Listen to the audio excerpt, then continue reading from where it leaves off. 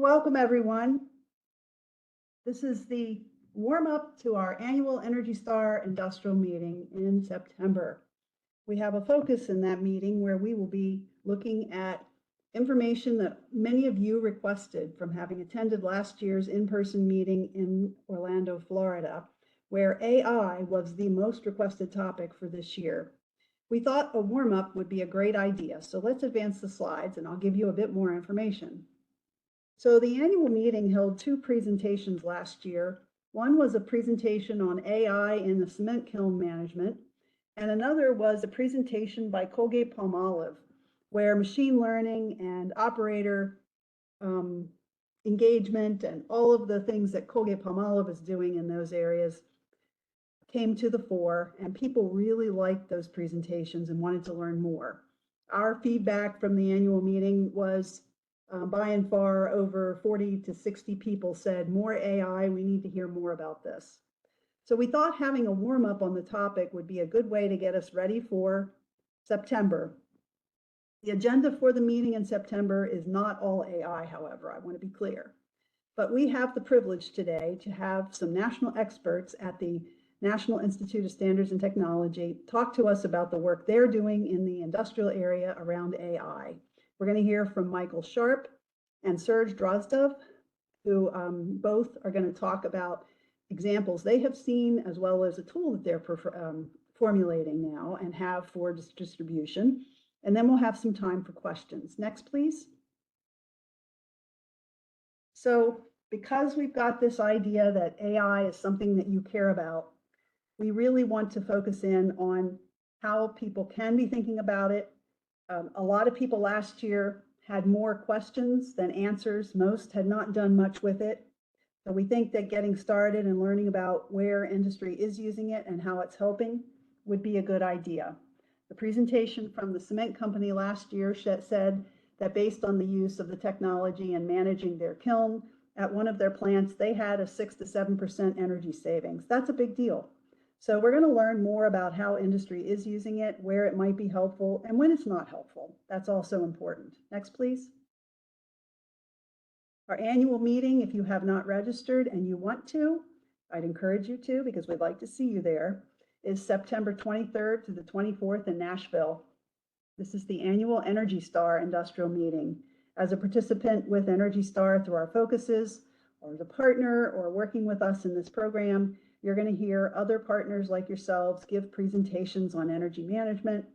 We're going to have opportunities for you to network, and you're going to get the real privilege of seeing what everyone's been doing with projects because we give out the top project awards. People have applied already and we'll be voting on those. If you're registered in time, you get to vote on which projects get presented. On the 25th, we have a treat. There are 2 tours that have been scheduled. Both of these plants are Energy Star certified plants. One's an auto assembly plant and another is a distillery. You have to register. We need to know you're coming and we'll save a space for you. To register for the Energy Star annual meeting, you would go to this URL, which is https, and I'm not going to give you all of the strikes, but it's aeeworld.org/registration-pricing-estar. That is the registration address.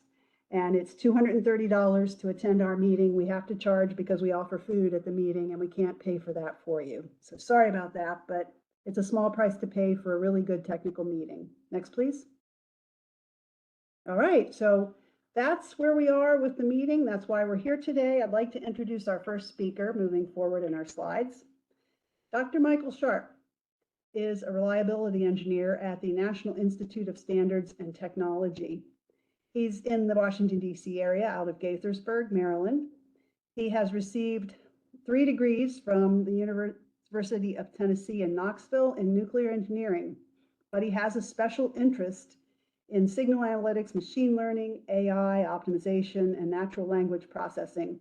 So we're really privileged to have him here today to talk with us about the industrial AI that we're going to learn about from him. So I'm going to turn the slide presentation over to Michael. Michael, please. Hello, good day, everybody.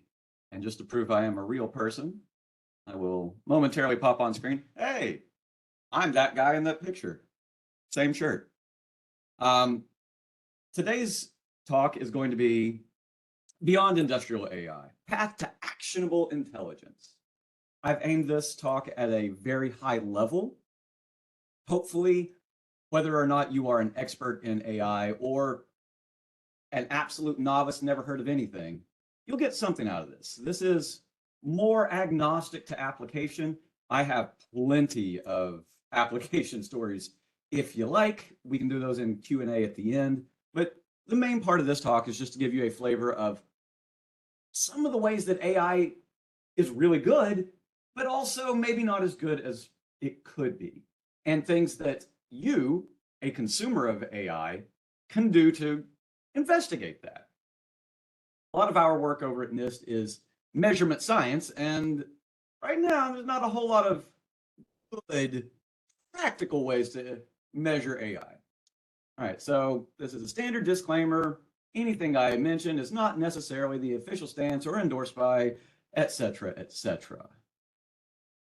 All right, so what are we going to talk about? First, we're just going to talk about what IAI is, industrial AI, and why is that different than regular AI?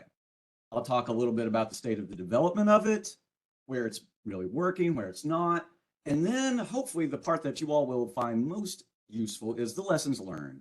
This is where I will walk you through just some common mistakes people make and some easy questions that you can ask anybody that is selling you AI, whatever that, and maybe get a little bit more of an understanding of it. And then we'll just go from there towards the path to action.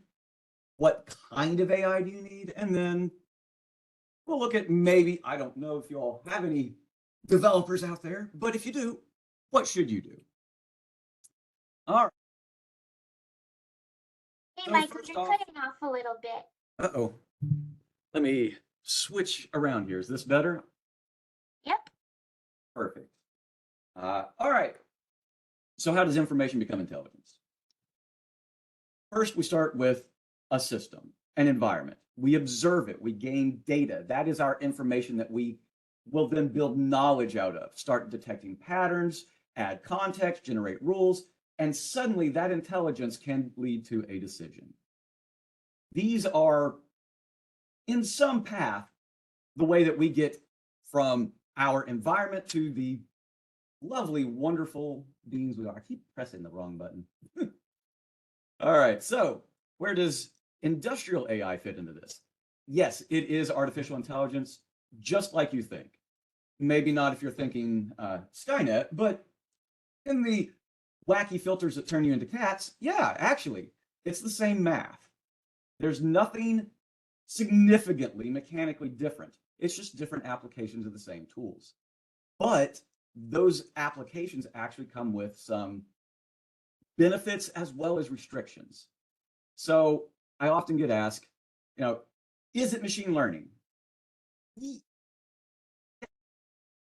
Generally, but it doesn't have to be.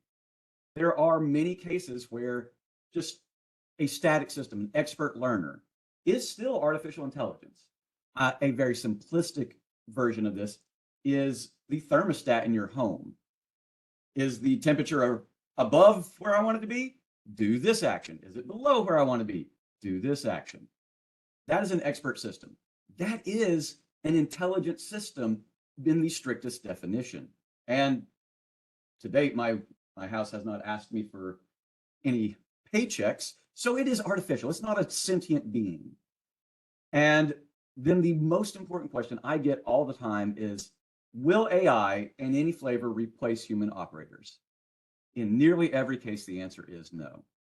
It can change their job, hopefully make it easier for them, make them more efficient, make them safer, but it cannot replace a human doing the action, making the decision, and more importantly, even in the cases of quote unquote full autonomy, driving the AI.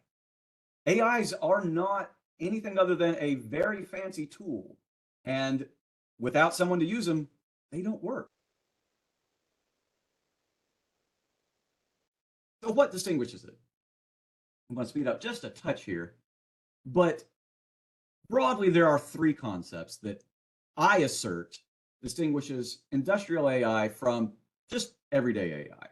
The first one and most important is any IAI system, model, whatever, is made to solve a known problem.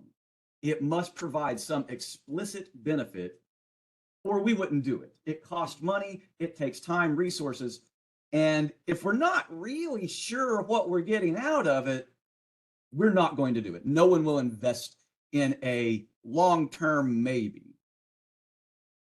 On top of that, and this is one that comes up very often in these kind of sessions, is, well, I bought it, but then nobody wanted to use it. Or we used it for a month, but then they're like, well, I don't need it. You have to design these things and implement them in a way that your end user wants them to be. If they don't use it, the best tool in the world is just an expensive paperweight, even if it's a digital one.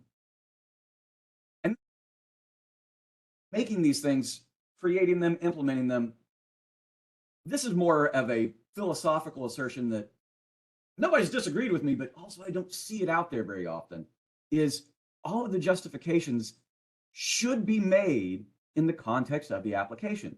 Don't just take the default settings.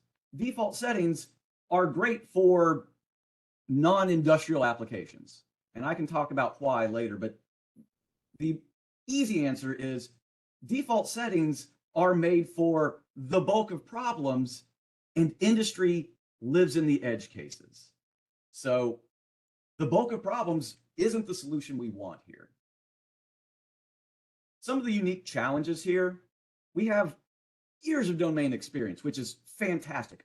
The biggest asset that we can look at and say, okay, we know that this is true because we've been doing it without AI for years. We just want to make it better with AI. We can take those old results, those old code, documents, standards, you name it, and incorporate those into the newer AI systems. You don't always need to, but you can. And all these like rules, expertise, so many tools that are available to us. We have with IIoT, the Internet of Things, but the industrial one. Sensors, then some people know what to do with if we're really being honest, but they're great. They're a wonderful wealth of information we can use and leverage. But, you know, there's also some drawbacks to this. These highly interconnected systems mean when one thing fails, it may be masked by the time we actually get to read the sensor. Everything. Person, we could actually read it, but it causes a cascade of failure events or failure phenomenon throughout the plant, and tracking down which one actually caused it then becomes an issue. And there's all kinds of things there. We also, you know, beyond the complex interactions, there's an expertise gap. This one is a big one that I hear a lot as well.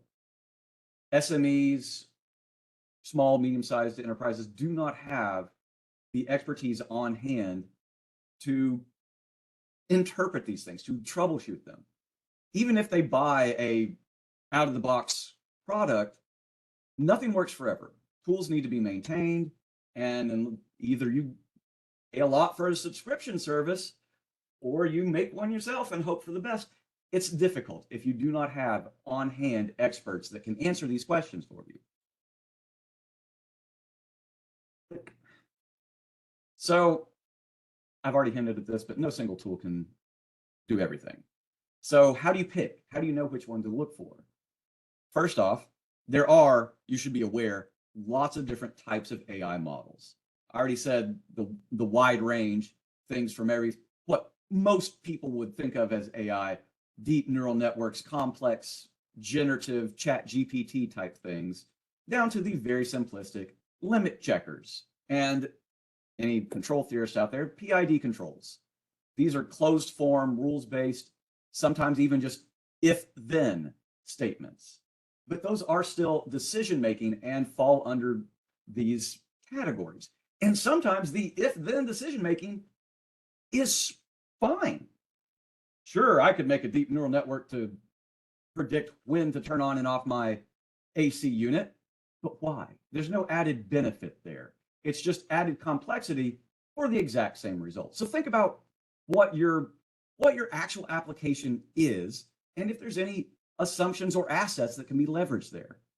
Then you got to look at the type of input you have, what flow it has, how much you have, how fast it's coming in. One of the things that I am getting asked more and more is, of course, generative AI is the new zeitgeist.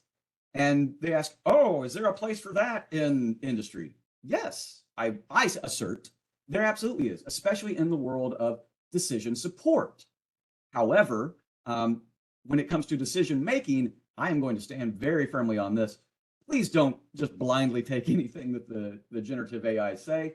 It's not ready for that. And that is a big, big thing that I hear. They're like, well, I'll just have this, chat GPT model come and tell me where to fix all my problems. I don't.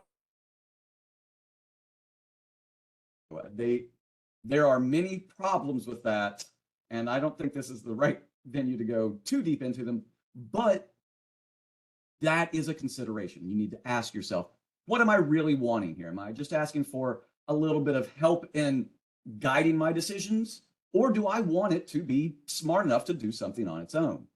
If I want it to be smart enough to do it on its own, usually simpler is better, once again referencing my thermostat.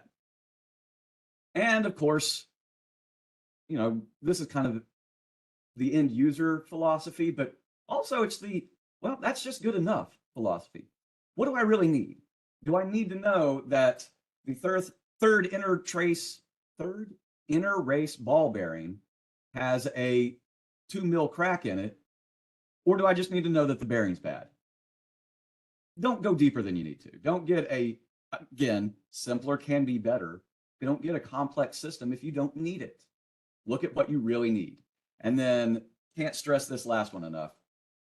You need to know what you have available to measure your system. If you cannot measure it, or you cannot determine what its effects are, you can't justify it. You're just guessing. You don't know if it's making things better or worse. So if you can't measure it, I generally suggest don't get it.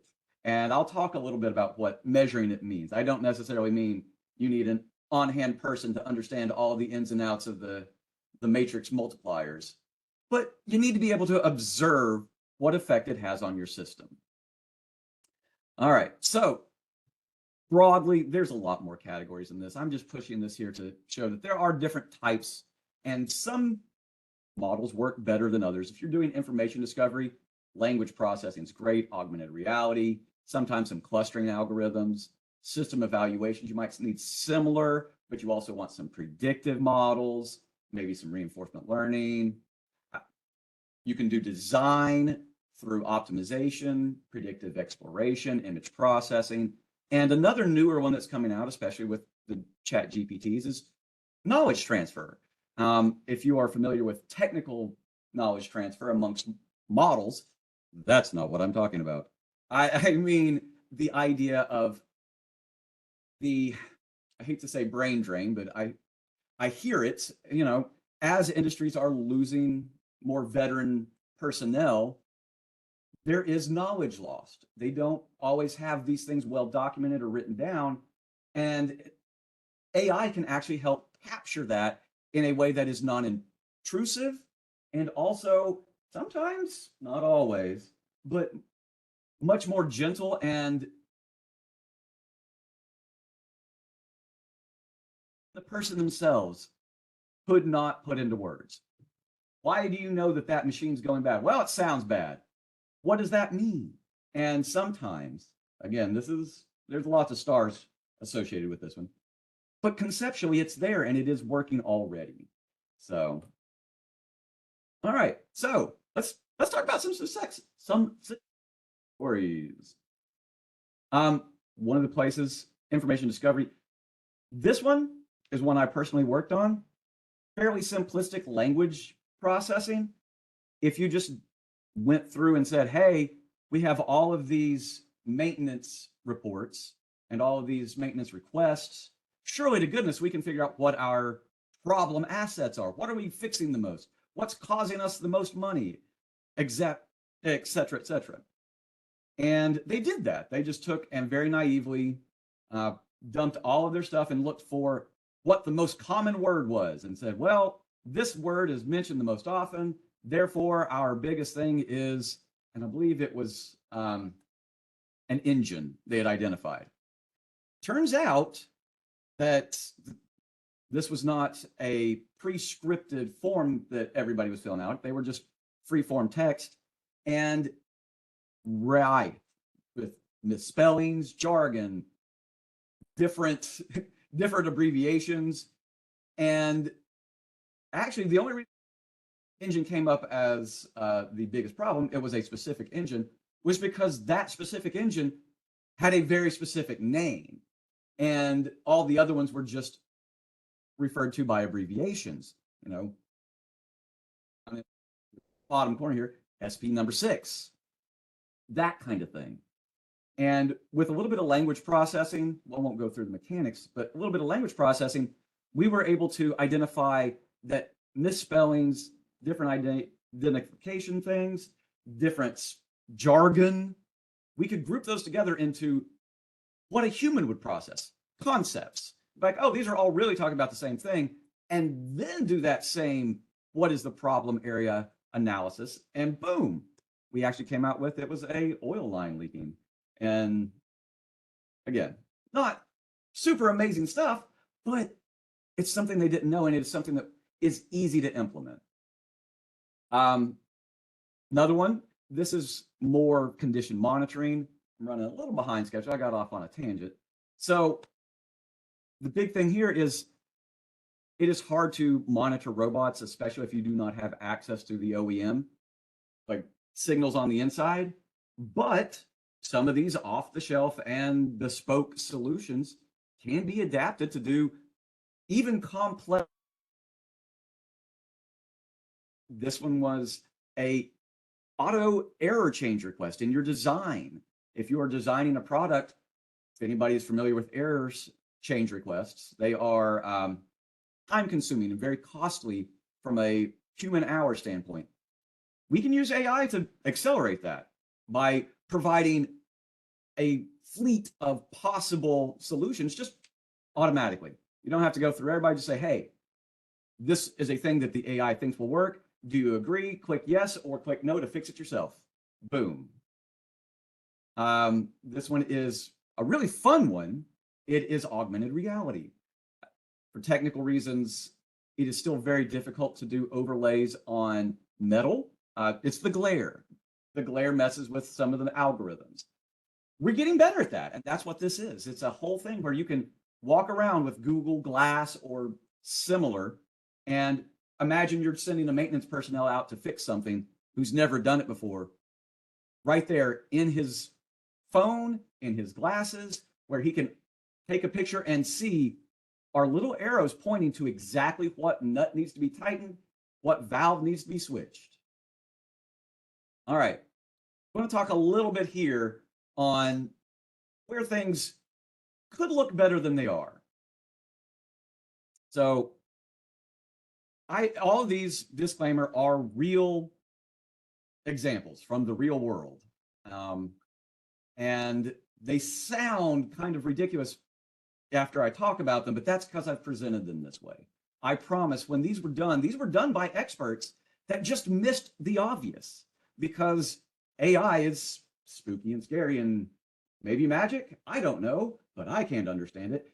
You can, if you just approach these things as though they were any other mathematics, model, tool that you've ever used in your life, with a healthy set of optimism and skepticism. So this one, they actually were trying to use, again, language processing, and they wanted to estimate the repair time based off of work orders. And this person found that there was a very strong correlation between certain words and repair time. And so he said, okay, great. I can do a linear predictor to predict exactly how long any task will take based off of this regression. I'm so smart. And it looked fantastic until you actually tried to use it and found out very quickly that no, it actually wasn't. There was a very mathematical anomaly, a little fun artifact in there that allowed it to be split into two divisions, a short job task and a long job task. But anything beyond that was not doable through this method. And it was very easy to show that and come in and fix it, even intuitively. It doesn't make sense that, hey, these sentences sound similar, therefore the time it takes to complete the task will be the same. It is a 10-minute job for me to change the headlight in my car if it's on the driver's side. It's a 45-minute job if it's on the left side, because I got to take that whole battery unit out. But the task is fix left headlight versus fix right headlight. And a computer will say, these are very similar. So be skeptical. Ooh, this is another one this one got published into practice, I'm embarrassed to say. I didn't do it, first off. But identify faulty products. Great. Take a quick set of metrics. Is this a good product? Yes, no. And they had no false positives, 100% true positives, and their false negative rate was under 20%. That's okay, right? Then how come it didn't work in the field? What went wrong? Mathematically savvy of you out there might know what p-hacking is. And sometimes you can do it on accident. They had basically made a system where randomly guessing 20% of the data gives you a pretty good chance of just getting the bad ones. And that's what it was doing. That very high false alarm rate was just guessing. And because it was such a rare occurrence in the training and development data, it just coincidentally, they caught them all. That's nothing else there.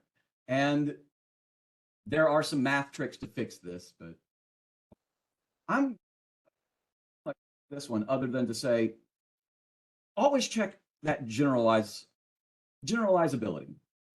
Right here, somebody was trying to map a system and didn't really check it on anything other than their test case. Didn't work out so well. All right, here's the part that I really wanted to get to. Lesson learned and some of the common themes from them. So faulty assumptions about your data, your model, your physical setup, people not interrogating these models correctly, losing sight of the end goal, trying to remove humans from the equation, always a bad idea. So first off, anytime you're going to invest in AI in any capacity, you need to ask yourself 4 things. What's the need? What is the setup? What goes into my model? What supports my model? What are my model's limitations and assumptions? And then finally, how will this model be used? What are the effects I'm looking for? And who's going to be the one that? Just ask the basics. Step 1, identify need. Why do I need AI? You don't need AI for everything.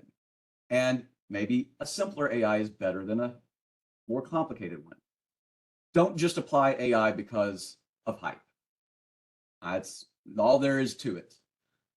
But now let's get into, yeah, I do need AI. I can't do this without it. Or AI presents a potential significant gain, either in efficiency or cost savings, whatever.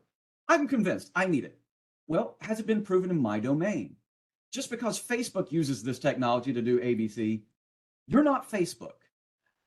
Make sure that you're looking at metrics and comparisons for a facility that is similar to yours.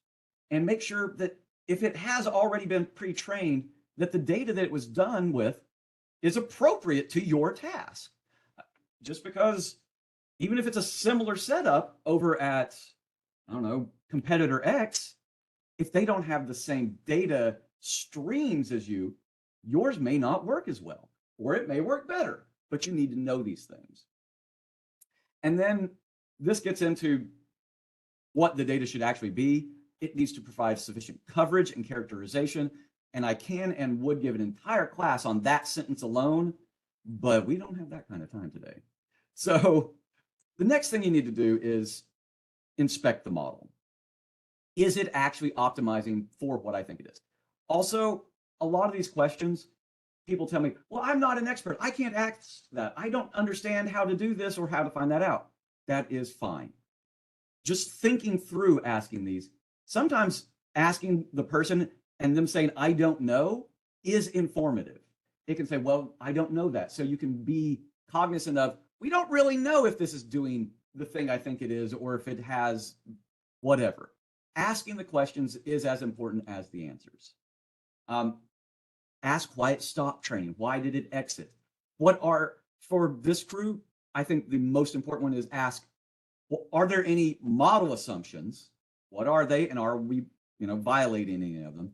And same for the domain.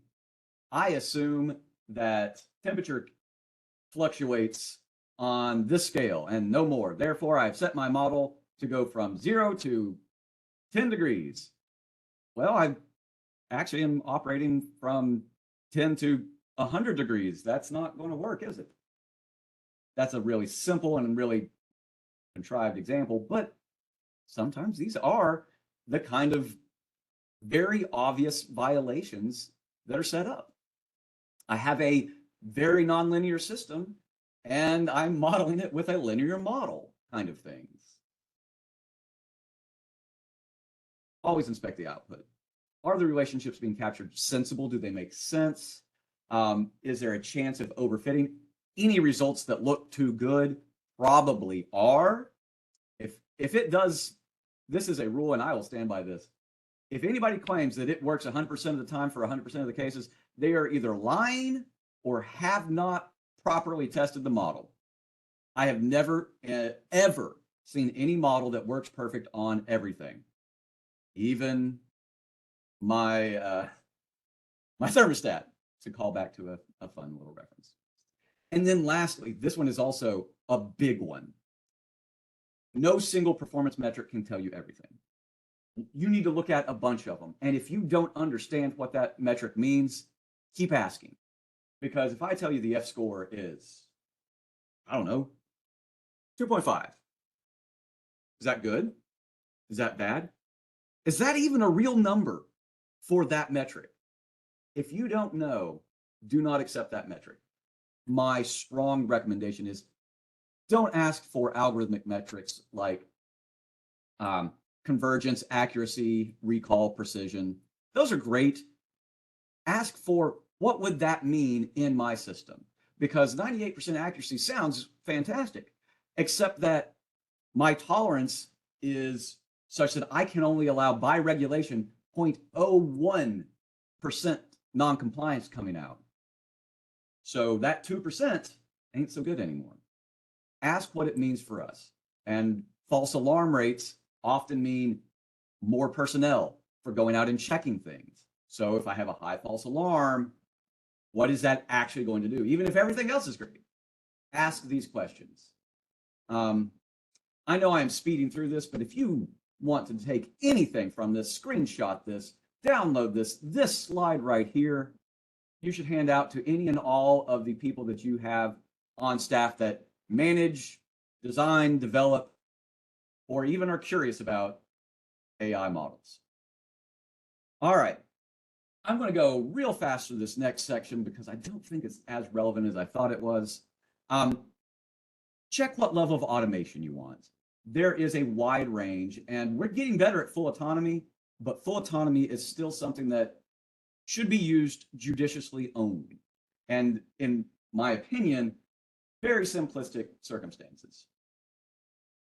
Risk is also a great question. If you are a PRA person, I love you, and think about everything you do with AI in terms of risk. Risk is one of those translator metrics, I call them, which once you understand what the risk of any scenario is, that's it. Nearly any KPI you like. Is AI right for the task ahead? Again, this is really just reiterating that.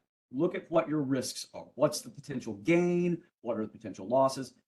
What does it take to maintain this? A lot of places I'm talking to lately are very curious. How come there's not more uptake? What's holding up AI? Why doesn't other communities take them? Well, that's a very complex problem. And it is really domain specific, but in a broad sense, we just need to know what everybody's doing first, because a lot of people really are using it. They just aren't advertising it, or they're using different terms than other people. AI has become a buzzword, so it's as that happens, it loses some meaning. And there's a lot of these COIs out there that are doing great work. Check in with them if you have any. And handling communication standards. I spoke at length coincidentally yesterday on standards around AI. And for many physical industries, standardizing the AI itself is, my opinion, inappropriate right now. Standardizing the things that go into it and come out of it, very appropriate. And we're already doing that, and we have been for years, so we can leverage those and should. And lots of work, designed with humans in mind. Turns out AI is just a tool. It is only a tool, and it cannot work without you.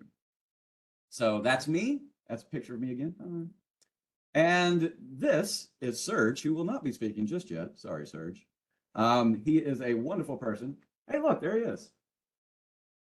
And Mehdi would have been the person speaking right now, but he is unfortunately unavailable today. And they are the leads of using a thing that is called SimProcessed. It is a discrete event simulator for manufacturing. And I am going to do my darndest to pretend to be Mehdi for a minute and tell you all about it. So first off, what is manufacturing simulation? Or what is it? It is a manufacturing simulation. Discrete event simulator, which just means it's a computer, so it steps through time. Think of it that way. Each tick of the clock, stuff happens, and it cycles that way. It simulates components. We have examples. This is also, just tossing it out there, freely available for anybody that wants it afterwards. We are a government institute, so all of our work, all of our publications, everything we do is for you. Please use it. And if you have trouble finding it, you can always reach out to me, Serge, or Mehdi. So what is a discrete event simulator? It will model some stochastic behaviors, interactions. Primarily, we are looking at discrete process modeling and also of that discrete manufacturing. So we want to see machines that do a process, whatever that process may be, buffers for storage where it comes off a machine, goes into holding, and lining that up all the way down till it gets to sinks. When we say machines, we actually are, because this is a simulator, talking about something that's a little bit more generic than that. It can be used for any process or part of a process.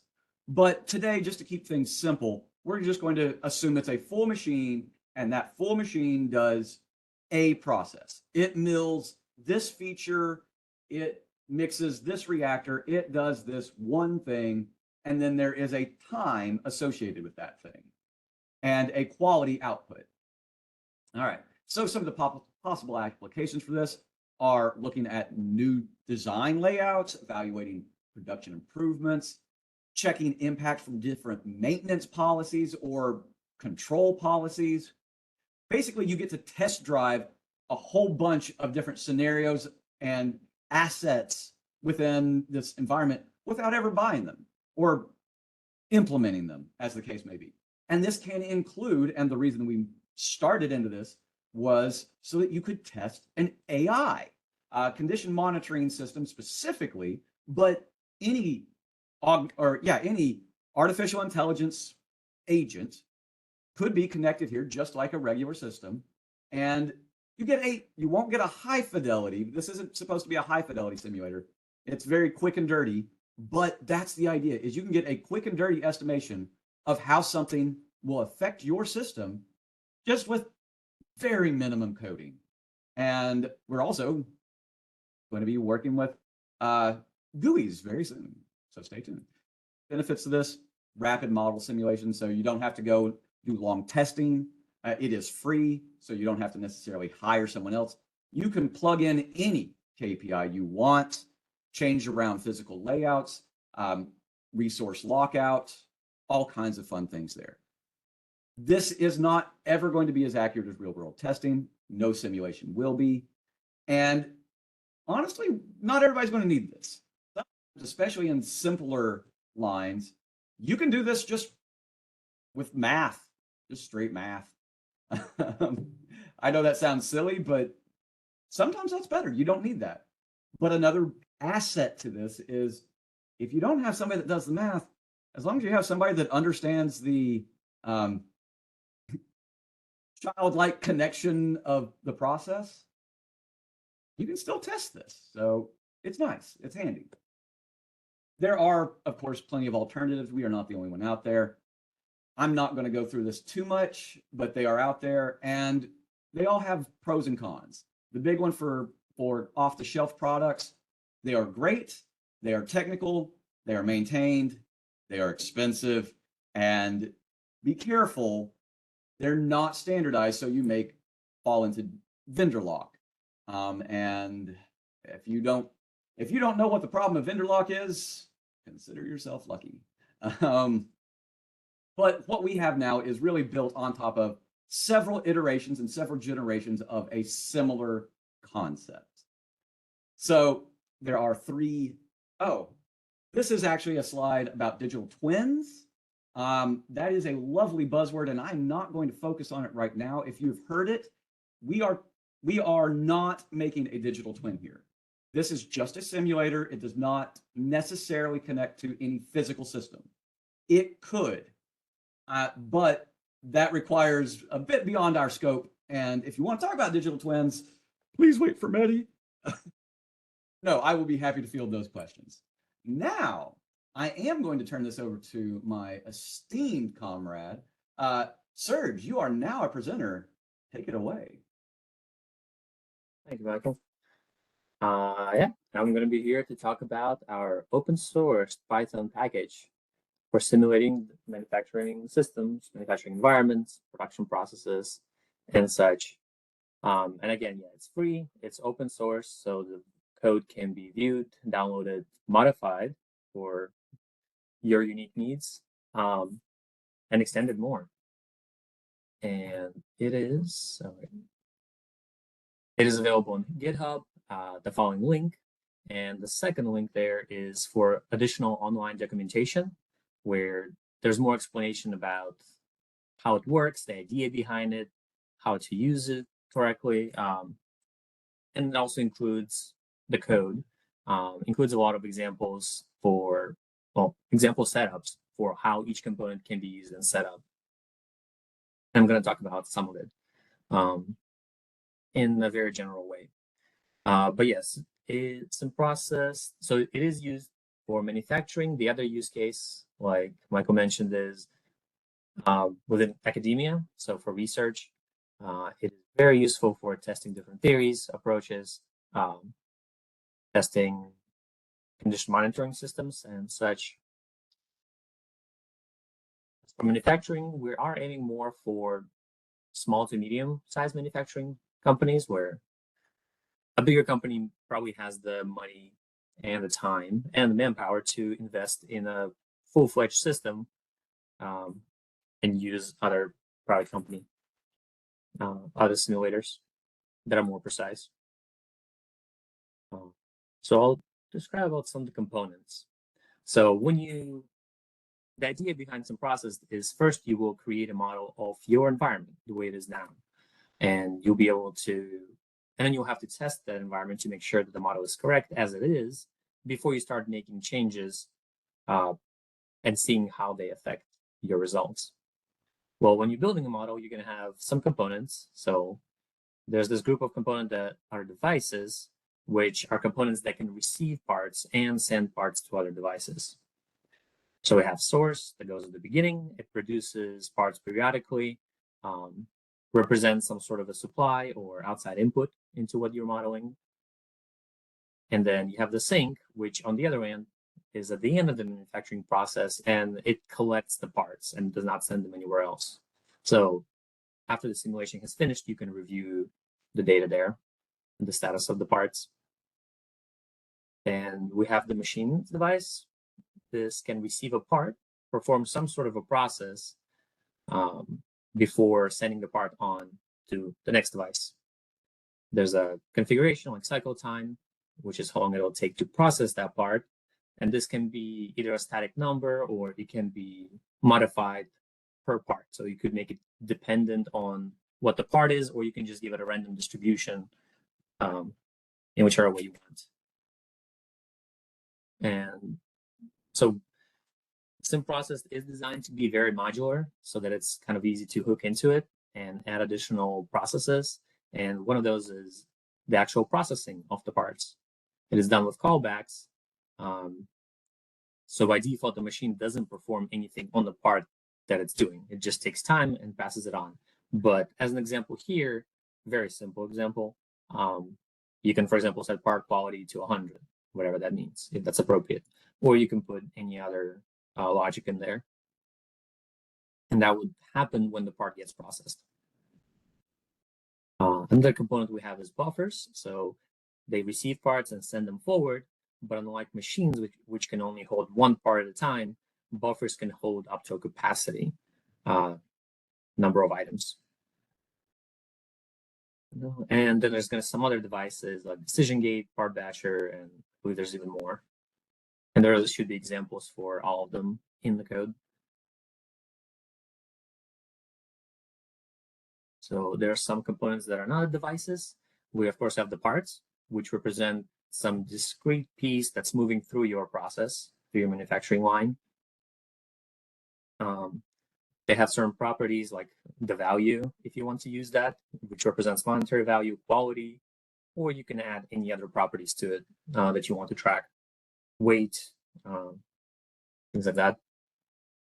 We also have sensors. So these are simulated sensors that can collect data throughout the simulation and provide that data to other components, such as the condition monitoring systems, which we have some integration between the two. And the condition monitoring system has the decision-making code for what happens as it receives new data.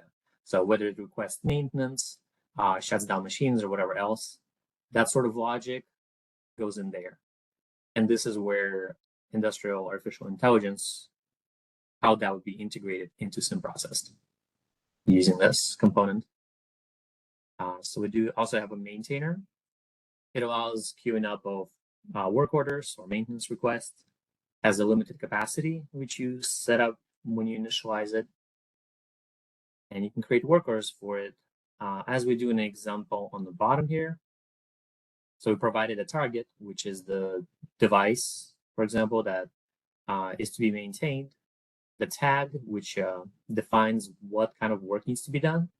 So if there's more than one type of work that can be done on this target, you should use the tag. If there's only one, then you can just leave that blank. And the information is just additional information that will be included in the metrics related with this work order, so that when you're reviewing your data, maybe you want to include information for who or what or why this work order was triggered. So that can be included here in the info. There's also other components that I won't go into much, like Resource Manager, which tracks pools of limited resources. You can request resources from it and release it back into it.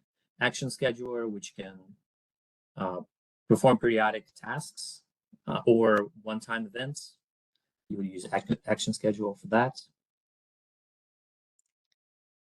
And this is a very simple example, kind of a hello world for using SimProcess to create a manufacturing line. So this one is just source, which is producing parts that go into M1 machine that processes the parts, and then they go to the sink where the parts are collected. Very simple. This is, like Michael was saying, could be done mathematically very easily.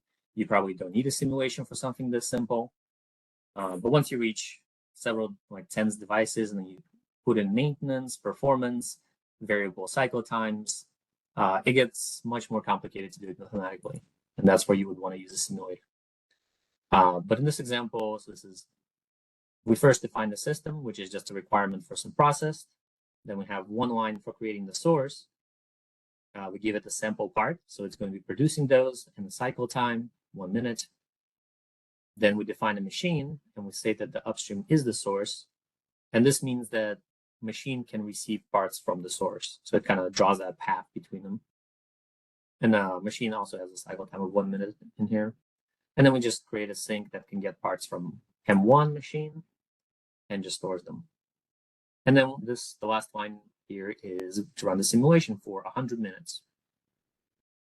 And then you get just the basic output for every time you run a simulation. It's how long it took and how many parts are in the sinks. Now, normally you would go in and review like the parts that were produced and a lot of other metrics that get collected that I'm not showing here that can also be reviewed after the simulation. So for I'm going to go into a slightly more complicated example. And for this example, we have a custom machine named machine with damage. And this machine has a damage tracker that goes from 0 to some value X that can be configured. And then maintenance when it reaches the maximum value of damage, it breaks down and just shuts down, losing the part that it's processing. And then if you do maintenance on that machine, it resets the damage to 0. So also pretty straightforward, simple implementation of this. So we configure like how often it breaks, how often it has a chance to accrue damage, what's the chance of accruing the damage, how much damage it gets when this event does happen, and what's the maximum amount of damage before it fails. These are just the configurations.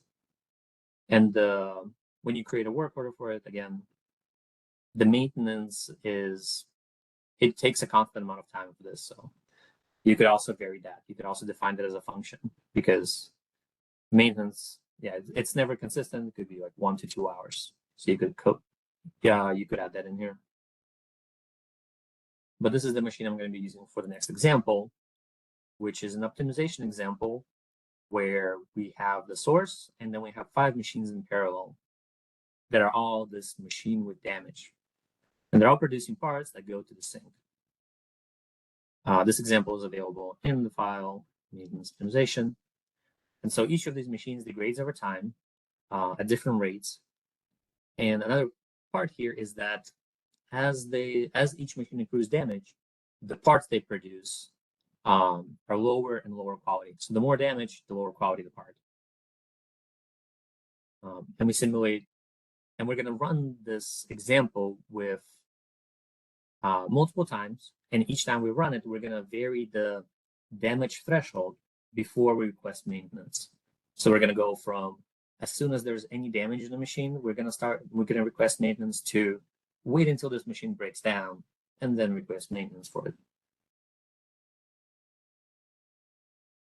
So some additional information here. So we're going to run this simulation with different damage thresholds before requesting maintenance.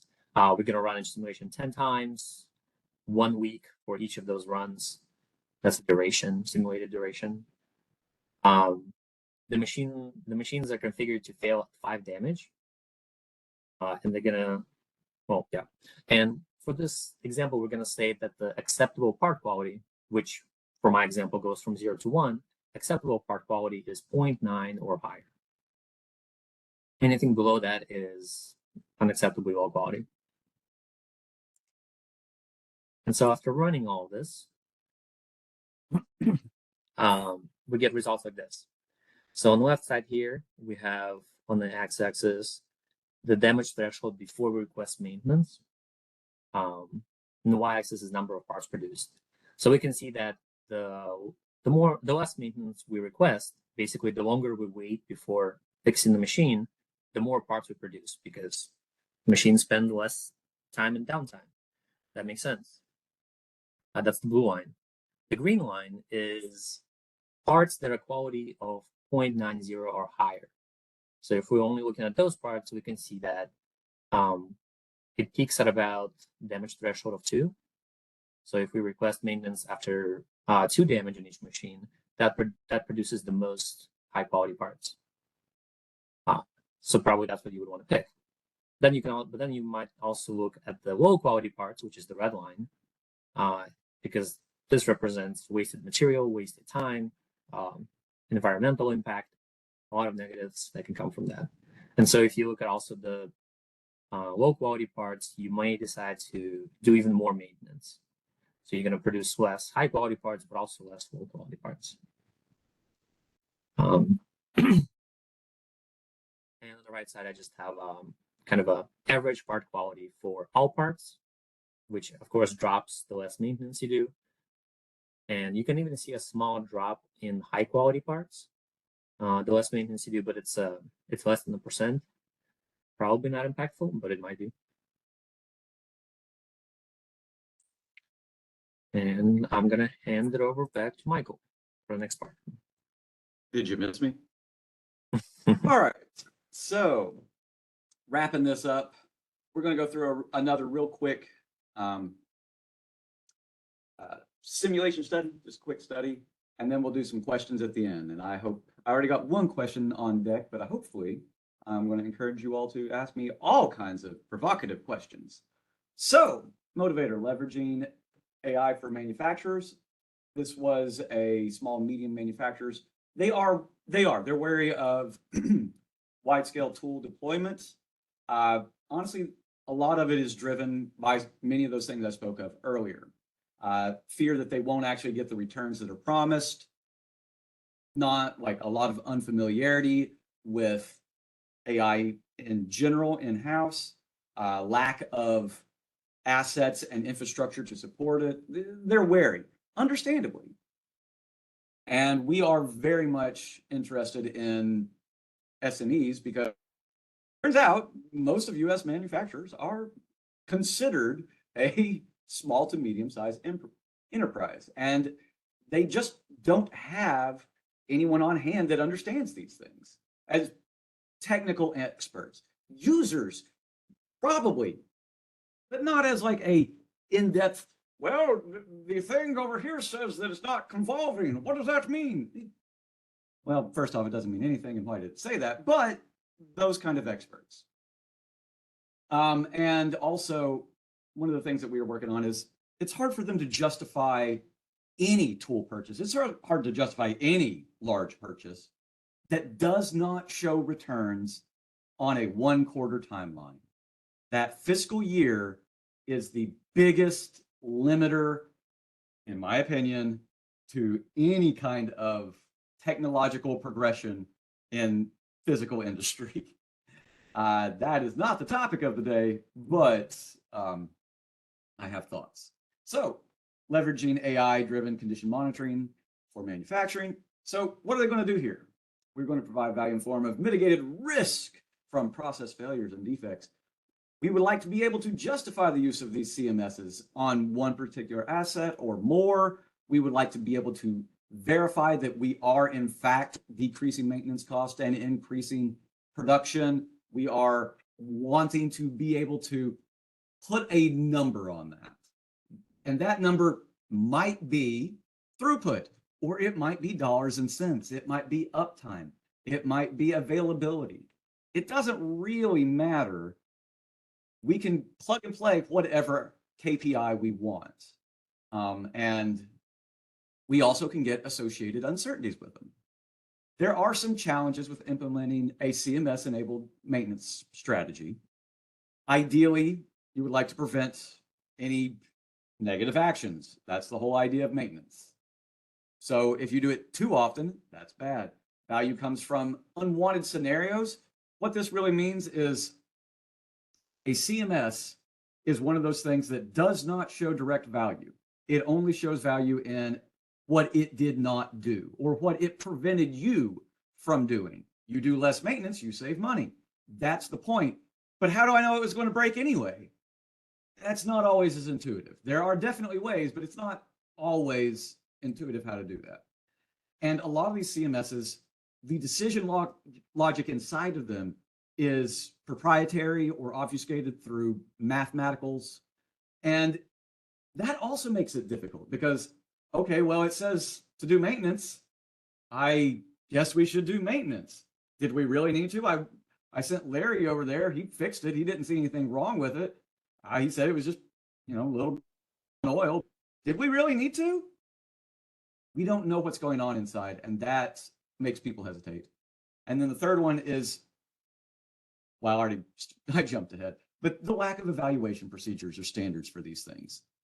There's not really a prescribed way that you can just say, is this CMS right for me? How is this one better than that one? What does that even mean? Spoiler, it means checking your system level KPIs, but that's what we're going to do here. We're going to look at an expanded study with the goals to model and simulate numerous test scenarios, covering a lot of maintenance policies, manufacturing configurations, so the physical setup will change, and we will compare them across a lot of different KPIs, just see what's what.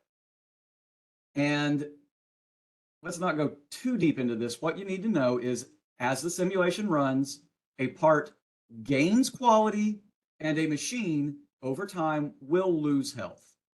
And maintenance is triggered as part of that at different thresholds depending on the policy that's in place, the maintenance policy. Here are all of the different configurations.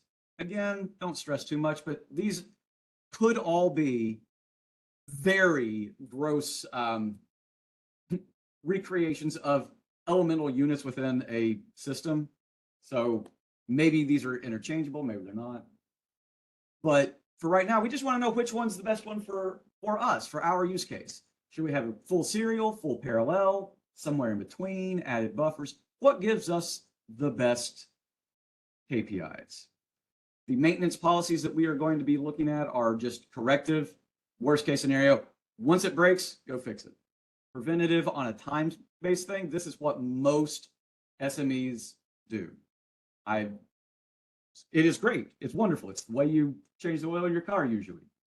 It's not the best. It's been done for perpetuity, for time immemorial, and it's great. It works, but we could be better.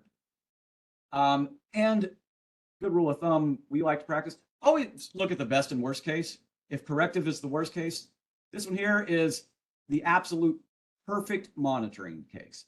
The CMS knows exactly how bad each machine is and can tell you exactly when the best time to do it is.